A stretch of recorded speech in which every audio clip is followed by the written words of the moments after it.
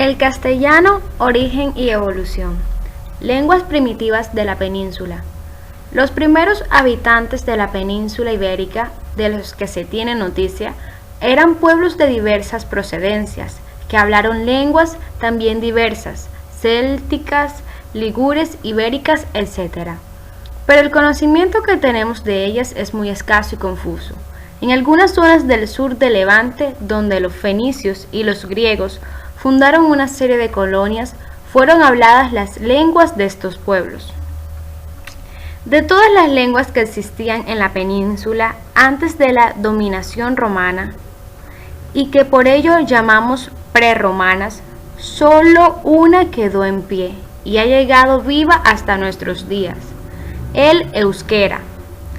El vascuence no ha dejado de influir algo sobre la lengua castellana. Algunos rasgos fonéticos y algunos elementos morfológicos de esta parecen ser de origen vasco. En el vocabulario se señalan algunos vasquismos. También de las lenguas desaparecidas han quedado reliquias aisladas dentro del vocabulario español. Algunas de las palabras que se suelen citar como vasquismos pudieran proceder realmente de las lenguas de donde pasarán juntamente al euskera y al castellano, donde más abundante es el recuerdo de aquellas viejas lenguas es en los nombres fósiles de la geografía. También infinidad de comarcas y regiones han conservado a través de más de 2000 años los nombres que ya tenían cuando empezó a existir en la historia esta península, como los fenicios Cádiz y Málaga, y los celtas Sigüenza y Segovia. El latín, nuestro idioma. En el año 218 desembarcó en Ampurias un ejército romano que venía a combatir contra los cartagineses en la guerra que la ciudad de Roma sostenía contra estos. Así comenzó una dominación que había de durar más de 6 siglos. Hispania fue declarada enseguida provincia romana, y sus conquistadores, dotados de gran sentido práctico y talento organizador, fueron colonizando la mayor parte del territorio y explotando sus recursos humanos y naturales. Los hispanos, que se vieron obligados a incorporarse al modo de vida implantado por los romanos, hubieron de aprender, entre otras muchas cosas, el idioma de estos. Aunque las viejas lenguas prolongaron su vida en algunos lugares donde muchos años, fueron poco a poco replegándose ante la ventaja que ofrecía el uso de una lengua oficial, que a la vez era indispensable para relación con los dominadores. ¿Qué lengua hablaban los romanos? Como la ciudad de Roma está situada en la región del Latium, que fue la primera frontera de la expansión romana, su lengua se ha llamado latina.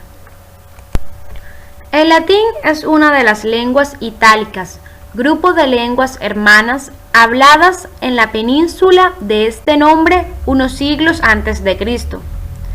Al lado del latín, con toda su descendencia, y las otras lenguas itálicas son indoeuropeas, las lenguas célticas, tanto las que se hablaron en Hispania prerromana como las que hoy perviven en las islas británicas, el griego, el albanés, las lenguas germánicas y las eslavas.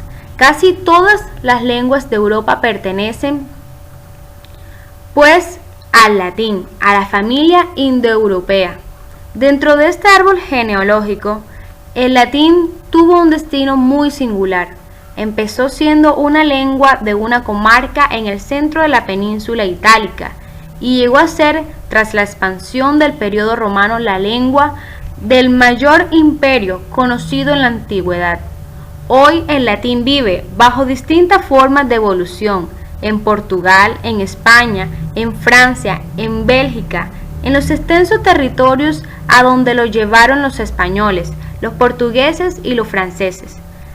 Un hecho religioso importante, el establecimiento de los pontífices cristianos en la ciudad de Roma, dio lugar a una larga pervivencia del idioma del Imperio Romano, desde el siglo III hasta nuestros días, como lengua universal de la Iglesia Católica.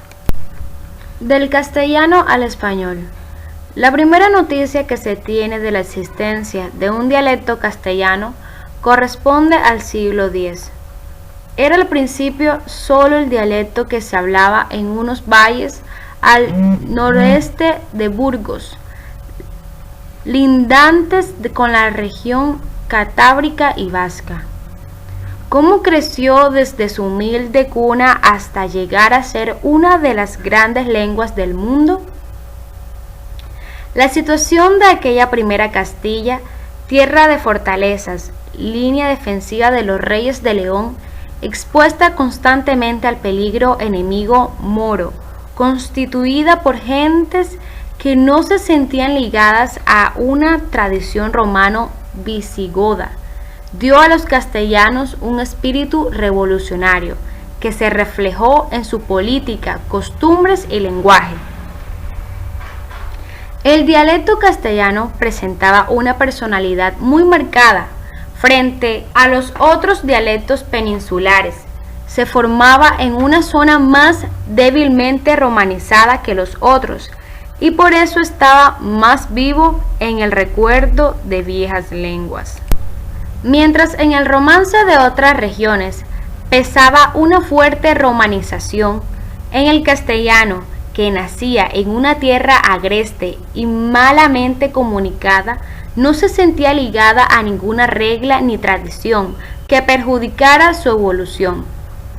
Esta es la explicación de sus innovadoras características frente a otros dialectos.